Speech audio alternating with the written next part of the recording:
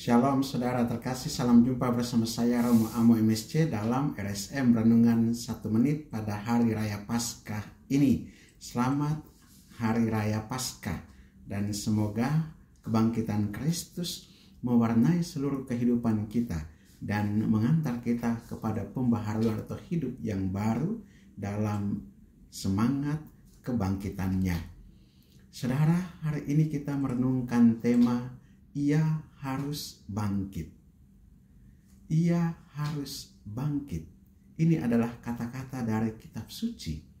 Dan terutama dalam Injil hari ini, Injil Yohanes pasal 20 ayat 1 sampai 8. Kita dihantar, atau ayat 20 ayat 1 sampai 9. Kita dihantar untuk merenungkan misteri kebangkitan Kristus itu melalui penampakan Yesus kepada Maria Magdalena, dan juga ketika para murid menyadari akan apa yang dikatakan kitab suci, mereka mengerti dari kitab suci bahwa ia harus bangkit dari antara orang mati. Saudara, mengapa Kristus harus bangkit? Ini menjadi satu pertanyaan bagi kita sekalian. Dan kebangkitan ini, kebangkitan Kristus adalah suatu kebenaran utama dalam Injil. Kebenaran utama. Kalau Kristus tidak mati dan tidak bangkit, sia-sialah iman kamu dan sia-sialah juga pewartaan kami, kata Santo Paulus.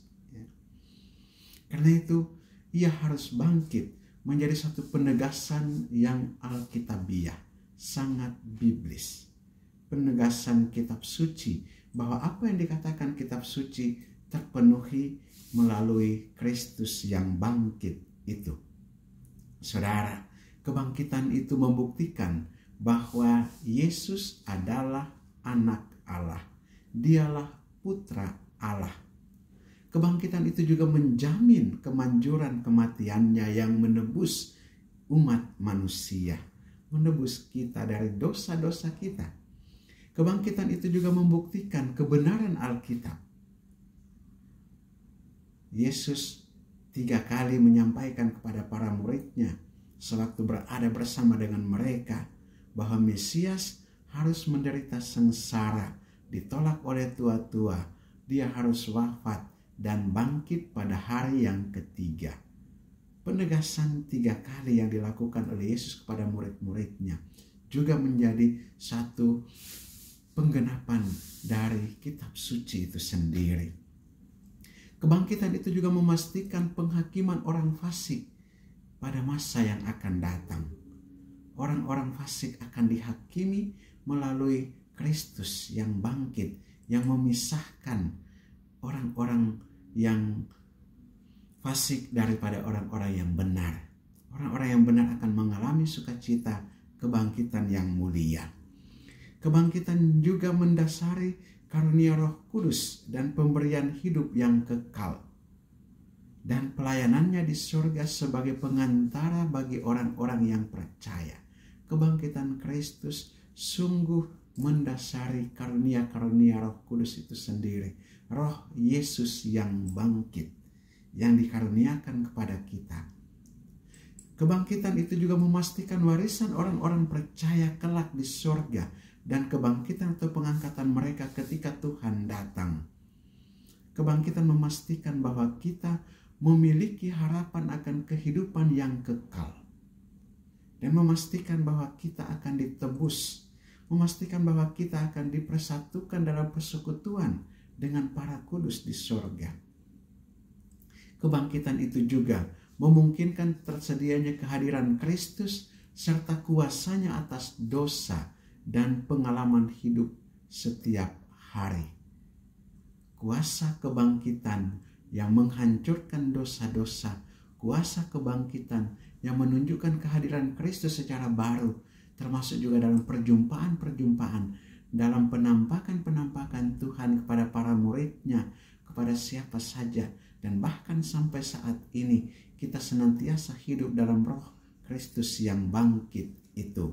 Semoga kita senantiasa dipenuhi dengan Roh Kristus yang bangkit dan senantiasa juga dihantar untuk bersatu dengan Dia kelak dalam kerajaan Bapa di sorga. Marilah kita berdoa. Allah Bapa kekal dan kuasa, kami mengucap syukur dan berterima kasih kepadamu atas kebangkitan Yesus Kristus Putramu.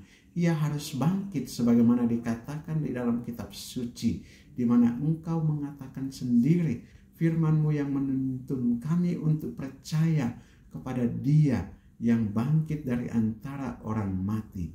Terima kasih Tuhan atas dasar iman ini. Kuatkanlah iman kami senantiasa dari hari ke hari, iman akan kebangkitan Kristus ini, sehingga kami senantiasa diperbaharui dan dipulihkan di dalam Dikau, senantiasa memperoleh sukacita di dalam Dikau, dan senantiasa memperoleh kehidupan yang baru kelak ketika kami bersatu dengan Dikau dalam kerajaan-Mu di sorga.